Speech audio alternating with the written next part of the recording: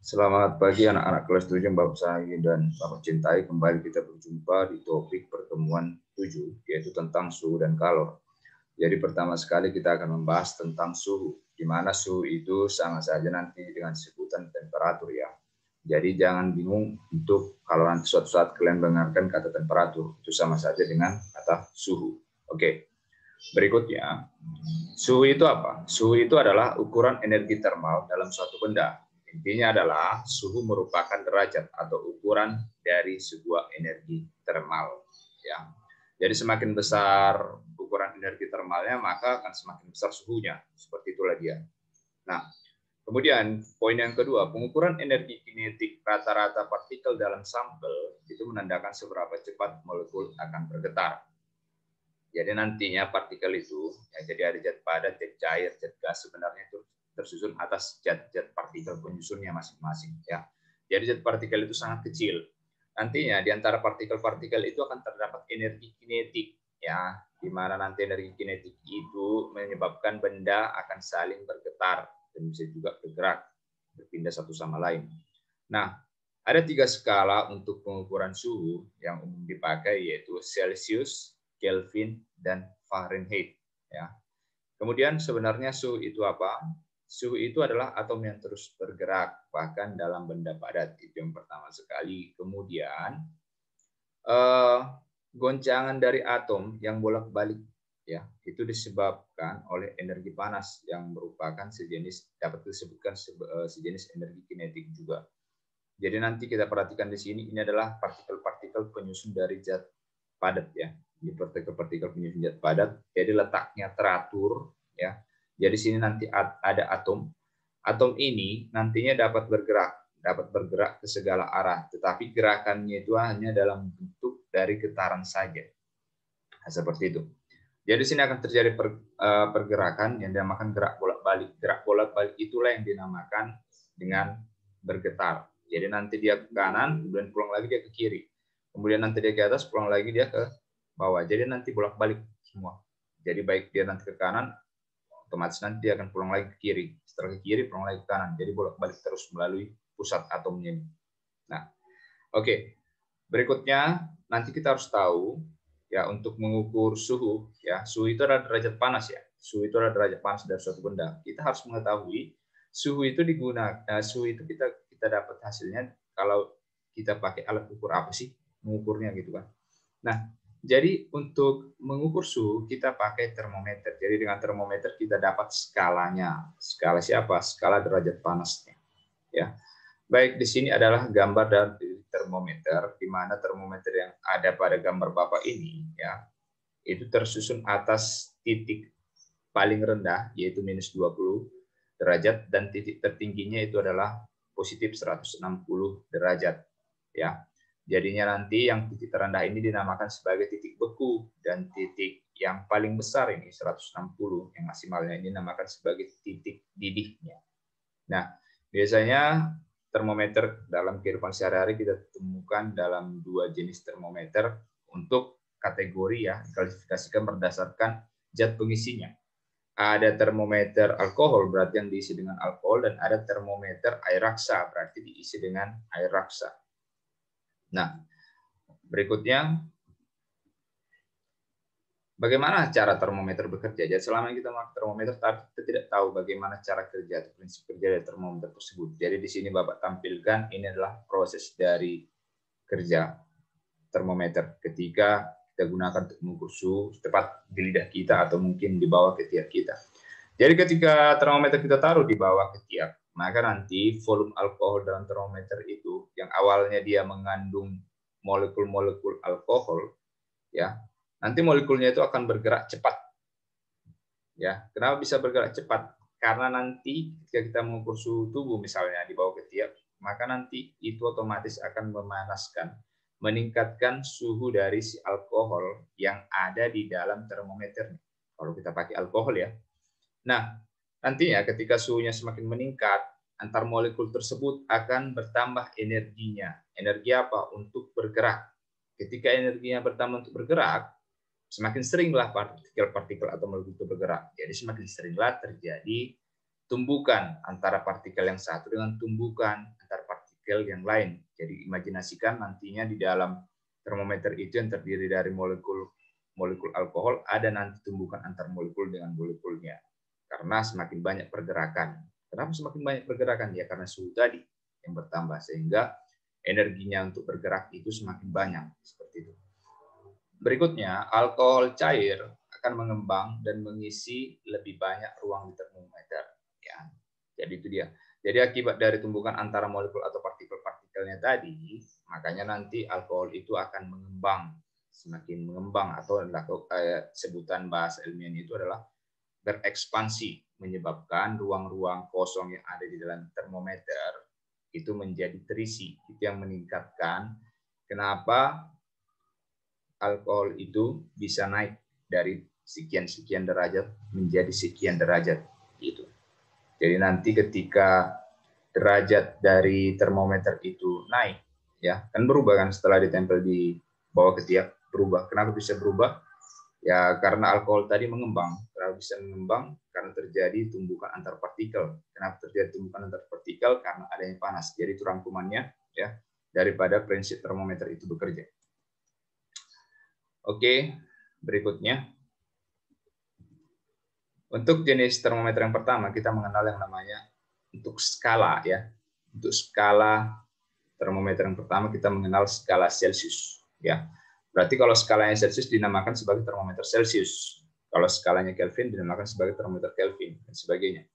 Nah, untuk pengenalan termometer Celsius ini sendiri, poin pertama adalah ini adalah termometer yang paling umum digunakan oleh ilmuwan di seluruh dunia. Yang kedua, air membeku pada 0 derajat Celcius dan mendidih pada 100 derajat Celcius. Jadi tadi 0 derajat itu adalah nilai skala paling rendah di dalam termometer derajat Celcius, dan 100 derajat itu adalah nilai paling besar di dalam termometer derajat Celcius. Ya, jadi 0 sebagai titik bekunya, 100 sebagai titik didihnya. Baik, untuk yang termometer yang kedua masuk jenis termometer derajat Kelvin. Jadi untuk termometer Kelvin ini adalah seperti yang kita pelajari untuk materi besaran dan satuan. Ya, untuk satuan SI dari suhu ya, satuan SI dari suhu itu ada yang kita pakai adalah Kelvin. Jadi Kelvin ini kekhususannya, keistimewaannya adalah dia adalah satuan SI dari suhu yang kita pakai. Jadi secara internasional kita akui kalau Kelvin ini merupakan satuan dari suhu. Oke, kemudian nanti 0 Kelvin itu adalah suhu yang paling dingin. Ya, di mana-mana untuk standar di bumi kita ini 0 Kelvin itu adalah suhu yang diakui suhu yang paling dingin. Di mana nanti suhu yang paling dingin ini 0 Kelvin ini setara dengan minus 273 derajat Celcius. Atau yang dinamakanlah 0 Kelvin ini sebagai suhu 0 mutlak. Tidak ada yang bisa mengimbangi atau yang paling rendah lagi dari suhu ini. Ya. Nantinya Kelvin menggunakan skala yang sama dengan Celcius. Apa maksudnya? Maksudnya adalah rentangnya. Jadi untuk skala derajat Celcius kita pelajari tadi di slide sebelumnya, dimulai dari 0 sampai 100. Berarti untuk selisihnya atau rentangnya itu adalah 100 dikurang 0. Berarti untuk rentang Celcius itu adalah 100. Untuk Kelvin sendiri, ya itu dimulai dari titik terendahnya minus 200. Dimulai dari 273 ya. Dimulai dari 273 sampai nanti dimulai pada akhirnya sampai titik didihnya itu 373. Jadi 373 lah titik didih Kelvin, 273 adalah titik terendah dari Kelvin. Sehingga nanti kalau kita ambil selisihnya atau rentangnya itu adalah 373 dikurang 273 itu adalah 100. Jadi persamaannya adalah rentang dari Celcius tadi kan 100 kurang 0. Sama dengan rentang dari Kelvin tadi, yaitu 373 kurang 273, yaitu sama-sama 100. Itulah masuk poin ketiga ini. Nah, ini dia. Ini adalah titik terendah dari Kelvin, 273 derajat, dan titik tertingginya Kelvin atau yang disebut titik didihnya 37 Kelvin. Ya. Untuk Fahrenheit sendiri, keistimewaan Fahrenheit ini adalah satuan standar suhu yang paling banyak digunakan di Amerika Serikat. Ya, jadi kalau di Amerika Serikat mengukur suhu itu, suhu apapun itu, jarang mereka menggunakan derajat Celcius seperti di Indonesia. Mereka lebih banyak menggunakannya ke dalam Fahrenheit. Oke. Kemudian air akan membeku pada 30 derajat Fahrenheit dan mendidih pada 212 derajat Fahrenheit. Otomatis ketika air membeku pada 32 derajat, berarti titik terendah dari Fahrenheit ini adalah 32 derajat. Dan titik paling tinggi, yaitu titik paling besar dari Fahrenheit ini ditunjukkan di angka 212 derajat. Ya. Titik didihnya 212, titik bekunya 32 derajat itu untuk Fahrenheit. Berarti rentangnya ini berapa? Rentangnya ini nanti kalau kita cari selisih antara 212 dikurang 32 sama dengan 180 ya. Jadi masih lebih banyak rentang Fahrenheit dibandingkan dengan rentang dari Celsius dan Kelvin tadi yang hanya 100 ya. Skalanya berbeda dari Celsius dan Kelvin. Ya, skalanya berbeda. Setelah Bapak katakan barusan tadi, rentangnya itu adalah 180 derajat. Sedangkan Celsius dan Kelvin itu masih 100. Ya. Konsep penting yang harus dikuasai adalah dari slide-slide sebelumnya, Bapak rangkum. Saat suhu naik, maka molekul dalam suatu benda mulai bergerak lebih cepat. Ingat, suhu yang naik itu menyebabkan molekul akan bergerak semakin cepat. Kemudian saat suhu menurun, itu menyebabkan molekul akan bergerak lebih lambat. Ketika dia bergerak lebih cepat, otomatis peluang untuk bertumbukannya semakin besar juga. Ketika dia bergerak lebih lambat, peluang untuk terjadi tumbukannya itu semakin lambat. Ya. Nah, berikutnya, apa hubungan antara suhu dan kepadatan? Kepadatan yang dimaksud di sini adalah kalau kita sudah belajar besaran turunan, ya, kemarin itu ada besaran turunan massa jenis. Massa jenis itu sama sebutannya dengan kerapatan, tapi sama juga sebutannya dengan kepadatan. Jadi massa jenis itu yang disimbolkan dengan rho, ya, itu adalah massa jenis. Jadi apa hubungannya? Saat molekul bergerak lebih cepat, maka suhu akan naik, ya. Jadi molekul bergerak cepat, suhu akan naik, dan otomatis akan melakukan ekspansi. Melakukan ekspansi artinya volumenya meningkat karena ruang yang diisi itu lebih besar, ruang yang diisi itu lebih banyak. Nah, ketika volume meningkat, kepadatan atau massa jenisnya akan menurun. Kenapa massa jenisnya menurun? Karena volumenya meningkat. Coba siapa yang masih ingat rumus massa jenis atau rho? Ya. Jadi rumus massa jenis atau rho, nanti silakan dibuka di bukunya, itu adalah rho sama dengan M per V. Ya. Rho itu sama dengan M per V. Jadi simbolnya itu dibaca rho. Massa jenis adalah massa per volume. Artinya hubungan antara massa jenis dengan volume itu adalah berbanding terbalik. Otomatis ketika volumenya semakin meningkat, kamu meningkatkan volumenya. Dengan kata lain, kamu menurunkan massa jenisnya. Itu namanya berbanding terbalik ya, pahami. Berbanding terbalik. Jadi ketika satu meningkat komponennya, maka komponen yang lain akan turun. Dan kebalikannya, ketika komponen volumenya kamu turunkan, otomatis massa jenisnya akan meningkat. Jadi berbanding terbalik. Nah, jadi untuk kebalikannya, karena suhu menurun, volume berkurang, dan kepadatannya meningkat. Itu penjelasan yang dari tadi Bapak buat ya. Oke, Bapak harap ini memang dipahami. Ya, ini hubungannya. Kemudian di sini adalah kesetaraan antara Celsius dan Fahrenheit. Ingat tadi Celsius ini adalah termometer derajat yang paling banyak kita pakai di Indonesia sebenarnya, dan Fahrenheit ini yang paling umum dipakai oleh warga negara Amerika. Nah, jadi di sini nanti ada kesetaraan antara berapa derajat Celcius dengan berapa derajat Fahrenheit. Contohnya, untuk titik didih air itu diukur di Indonesia itu 100 derajat Celcius, tetapi diukur di Amerika itu sebutannya 212 derajat Fahrenheit. Jadi jangan heran kalau kamu nanti ke sana, semua suhu, apapun itu suhu yang diukur, mau suhu kamar maupun suhu pada apapun nantinya, itu diukur dalam satuan Fahrenheit. Jadi kamu harus belajar ini untuk penyetaraan suhunya, supaya kamu nanti tidak terkejut untuk memakai termometer Fahrenheit di sana, di Amerika. Siapa tahu nanti kamu mendapat beasiswa ke Amerika, atau mungkin kamu ada kesempatan untuk jalan-jalan ke Amerika. Ya, karena di sana semuanya serba Fahrenheit dalam pengukuran suhunya. Nah, untuk suhu tubuh normal, ya, untuk manusia, kalau kita itu adalah 37 derajat Celcius untuk Celcius. Tapi kalau di Amerika untuk Fahrenheit-nya itu adalah 98,6 derajat Fahrenheit lah suhu tubuh normal. Kemudian ini adalah suhu ruangan. Suhu ruangan untuk Indonesia itu adalah 20 derajat Celcius, tapi kalau untuk Amerika 68 derajat Fahrenheit. Air membeku itu di suhu 0 derajat Celcius. Air membeku kalau di Amerika itu dinamakan dengan satuan suhu 32 derajat Fahrenheit, satuan pengukur suhunya. Oke, berikutnya mengkonversi Celsius ke Kelvin. Mengkonversi artinya merubah ya, merubah Celsius ke Kelvin. Jadi skala suhu Kelvin ini sangat banyak digunakan di dalam sains karena dimulai dari nol mutlak. Jadi kalau suhu seperti untuk pembelajaran fisika, nanti kita belajar termodinamika di SMA, belajar teori kinetik gas di SMA, kebanyakan untuk standar suhunya kita pakai Kelvin, bukan derajat Celcius, bukan Fahrenheit, ya. Ini yang menandakan bahwa skala suhu Kelvin ini memang sangat banyak sekali digunakan di dalam dunia sains, di dalam bidang-bidang sains, pendidikan, penelitian ilmiah. Contohnya foto yang ada di sini, ya. Ini adalah gambar dari satelit Titan. Satelit Titan ini adalah inilah bulannya, salah satu bulannya Jupiter. Kalau kita kan, satelit kita kan bulan untuk bumi, hanya satu aja. Kalau Jupiter memiliki banyak satelit. Jadi salah satu satelitnya itu adalah Titan yang pada gambar ini. Nah, untuk suhu permukaannya, suhu permukaan rata-rata ya. Di sini surface itu adalah permukaan, diukur itu menggunakan, kita perhatikan di sini 93K. Nah, jelas-jelas ini 93K untuk suhu permukaan.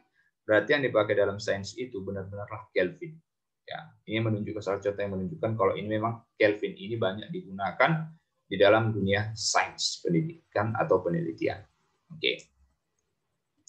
Berikutnya untuk mengkonversi dari Celsius ke Kelvin tinggal menambahkan saja dengan angka 273, maka suhu Celsiusmu akan berubah menjadi Kelvin. Contohnya, kalau Bapak punya suhu 7 derajat Celcius, berarti tinggal Bapak tambahkan saja dengan 273, maka 273 ditambah 7 adalah 300. Maka 7 derajat Celcius tadi akan sama itu dengan 300 Kelvin. Kenapa tadi 300? Karena 273 ditambah 7. Kalau kamu mempunyai temperatur itu kita katakan 17 derajat Celcius, berarti ditambah 273. Itu sama dengan berapa? Itu sama dengan 310 Kelvin lah. Nilai setaranya ya, penyetaraannya. Seperti itu dia contohnya. Baik, berikutnya kalau tadi ada konversi Celsius ke Kelvin, yang sangat sederhana tinggal menambahkan 273 saja. Kalau ini ada konversi Celsius ke Fahrenheit, di mana inilah rumusnya. Ya. Ini adalah rumusnya. Di mana nanti kalau kamu memiliki suhu dalam Fahrenheit, maka nanti 9/5 kamu kalikan dengan suhu kamu kalikan dengan suhu dalam derajat Celsiusnya. Kemudian kamu tambahkan dengan 32. Dan kebalikannya, kalau kamu memiliki suhu derajat Fahrenheit, ketika kamu mengubahnya ke Celsius, maka seperti inilah prosesnya. Ini tinggal memasukkan angka-angkanya saja, data-datanya. 9/5, angka 32, 5/9, dan 32 ini sudah merupakan bagian rumus. Jadi mengkonversi sederhana, tinggal memasukkan angkanya, kemudian kerjakan secara matematis. Ya. Kerjakan secara matematis. Mungkin untuk matematikanya kalian harus lebih banyak berlatih. Ya. Sebenarnya ini sederhana, Bapak katakan jujur, ini adalah matematika yang sederhana, bukan matematika yang ribet. Nanti silakan diskusi dengan Bapak kalau kalian kebingungan tentang bagaimana memasukkan angka-angkanya. Nanti di contoh soal di modul pun Bapak akan memberikan cara mengkonversikannya. Ya, silakan kalian pelajari nanti.